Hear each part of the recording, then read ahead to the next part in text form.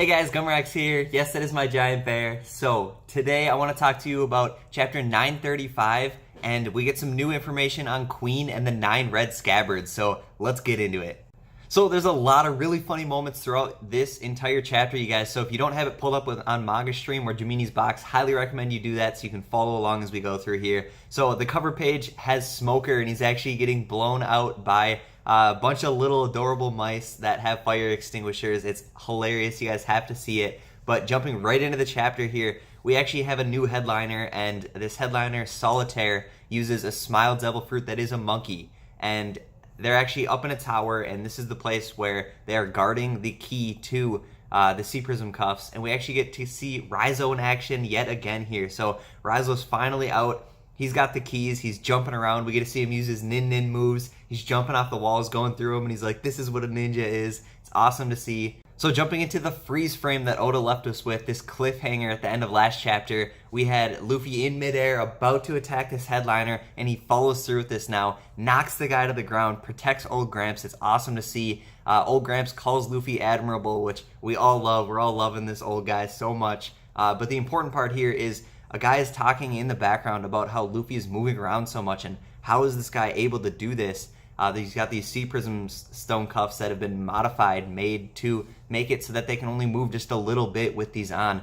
And the guy comments on how Luffy must have a lot of willpower to be able to overpower this. And I think this is extremely critical. I think Oda's finally getting into a little bit more of what the Sea Prism stone cuffs do, how they work, how devil fruits work. I think this is going to be a huge arc for devil fruits being explained. I do think Vegapunk is on his way to Wano. Oda foreshadowed this way earlier when Orochi was saying that he wants Vegapunk to come to Wano. I think this is going to happen. I think Vegapunk's going to come. He's going to talk to Frankie. He's going to give Frankie some upgrades, teach him a little bit more about weapons, and we're going to hear him explain Sea Prism Stone and maybe some devil fruits, how objects are able to eat devil fruits, / how he's able to put the essence of a devil fruit into objects. It's going to be crazy to see. I think it's all going to happen towards the end of the Wano arc here. So going with this whole Sea Prism cuff situation, Luffy's actually talking about how he's training and he's enjoying being in the prison. He's taking this whole thing as a training session to get more powerful. And he's saying, even if I get just a little bit more powerful, it's worth it because I'm here training. Just Luffy being optimistic as always here. And then we get introduced to the warden of the prison, and it's actually, his name is Old Maid, and the Smile Fruit users are getting a little bit cooler as we start to work our way up here. They were originally just clowns, all of the younger gifters that we saw with their devil fruits, just a joke. But now we actually have this guy, and he's really big and he's strong, and he's got like an elephant trunk coming out of him, and he's able to charge up blasts from that trunk and shoot them out. He actually does it to Luffy and knocks Luffy to the ground, so we actually know that they're getting a little bit more powerful as we move up in the ranks here. So after Luffy actually gets blasted to the ground by Old Maid, he says, damn, like, I wish I could use Haki here. So we find out that, yes, he's taking a lot of willpower to be able to even move around, run around, do all these things, but he's not able to use Haki. So we're finding a little bit more about these Sea Prism Stone cuffs and how they're working on him exactly. So I think he's actually stretching and maybe getting better at his Conqueror's Haki. And I know we haven't seen a lot of Conqueror's Haki and what it can really do, but if we think back to when Shanks and Whitebeard had that clash, Shanks was actually able to rip apart the boards on the ship that he was getting on. So I think there's like a power level to it. It's not just intimidation, knocking out these weak people. I think there's going to be a level 2. It's going to be epic. There's got to be some point to this whole King's Haki, Conqueror's Haki that Luffy has, and him being king of the pirates. So next we get back to the clown in here. Oda is hilarious in how he does this. He introduces Queen, and Queen is actually dancing with this funky vibe that I can't wait to see how they do in the anime about a year from now. But it's pretty cringy actually at the same time, but it's hilarious. I'm just going to read it off here. Queen talks to the warden of the prison, and he says, what is going on here? Rank your problems from 3 to 2 to 1. And he says, Eustace Kid has escaped, and his face just blows up, eyes popping out of his head like, what? And then that's his third problem. So then his second problem is that the keys for the Sea Prism Stone cuffs have been stolen, and his eyes pop even farther out of his head.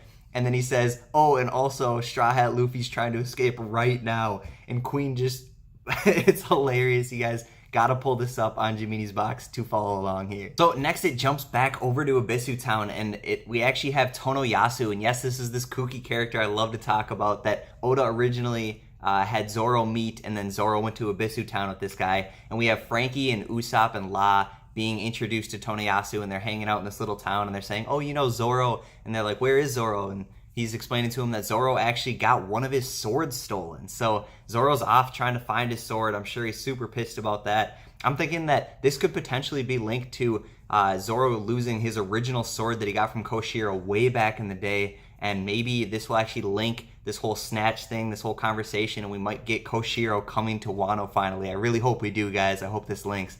But then he also goes in to talk about where is Blackleg, like where'd Sanji go? And then it pans over to the bathhouse. And I know we're all thinking that Sanji's going invisible, he's going to the bathhouse. And yes, this could be a likely situation. I think it'd be funny.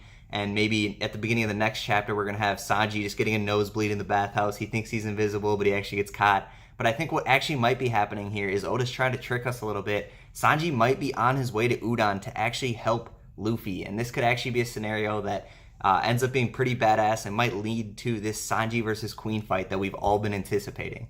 Handing over to the bathhouse here, where we have Shinobu, Nami, and Robin, and they're actually talking about ninja arts a little bit. Shinobu brings up that she's a demonic art user, and I think this is important. It actually made me think that when these kokeshi dolls were mentioned, and they're actually sitting in a room with the poneglyphs, possibly we have all these weird characters in Ebisu town, and those kokeshi dolls are linked to them. Maybe their souls or something were sucked out and put into these kokeshi dolls, or maybe something's going on there, and then they're forced to be happy. It's supposed to be this thing trying to make the world of Wano think that these people are actually in a better situation than they really are. I might make a full video on this, you guys. There's a lot of mythology linking to these kokeshi dolls, so I'm probably going to jump into that next year, so watch out for that video. I gotta point out this little egg here, you guys. I think that this one's not super easy to notice. Maybe everyone's seeing it here, but in the bathhouse, it pans over to all these guys that are actually in the bathhouse with them, and there's this tiny little ninja guy chilling in the bottom right-hand corner. So if you got it up, look at that little guy. He's a little ninja hanging out in the bathhouse with them. Next, we get some critical conversation between them all. Shinobu's just sparking up this awesome progression of the Wano arc here, and she's talking about Kiyoshiro, and it's making us question once again, who is this character? Is he a good guy? Is he a bad guy? We're thinking, is Komurasaki alive again? What's going on here? She also mentions that way back in the day, Hyogo of the Flower, this guy we're seeing, was actually a beast, and he tried to gather a supportive troop to kind of stop the happenings with Orochi and the Shogun and Kaido going on, but he's only able to get about 500 people. And then we find out they're saying, oh, it's going to be hard for us to get these 5,000 people that we're talking about. Once again, I think this is foreshadowing that the Grand Fleet will be coming to Wano. I might make a who's coming with the Grand Fleet to help out the Straw Hat Pirates here in the Wano arc. But there's all this super important conversation going on. We're finding out that this flower dude, old Gramps from the prison with Luffy, is actually a super critical character that used to be monumental way back in the Wano series. The critical point here is that it actually tells us that Fukuro Koju, he's the leader of the Oniwaban, the Oniwabanshi. He actually used to serve the Kozuki clan. So maybe we're going to see some questionable good versus evil with him as well as Kiyoshiro later on in the One Piece arc here. It pans back to the prison, and we actually have Queen confronting Luffy and old Gramps here, and Queen is saying, you're about to get executed, this is your time, you're done here. And what I wanted to point out was that his arm does look a little bit different from Captain Kidd's, so everyone was thinking, did Captain Kidd's arm get taken by Queen? So maybe it did, maybe it got modified a little bit, but pulling up some old panels of Captain Kidd's arm, it does look a little bit different here. So maybe Queen's just got his own robotic arm thing going on. But what's important here is Raizo is actually chilling in the background. He's got the key in his hand. He's like, damn it, what is this timing? Like, Luffy, you're so close to getting out of here. And he's right next to this prison cell of this mysterious character that we wondered who was going to be in there this whole time. I actually made a video about him being Scopper Gaban, but now we're finding out that it is not Scopper Gaban, and it's actually Kawamatsu of the Nine Scabbards here to join the rally. And he's asking him, is Momonosuke okay? So we know that this character is good. He's going to be a part of the alliance, and Raizu is shocked to see him.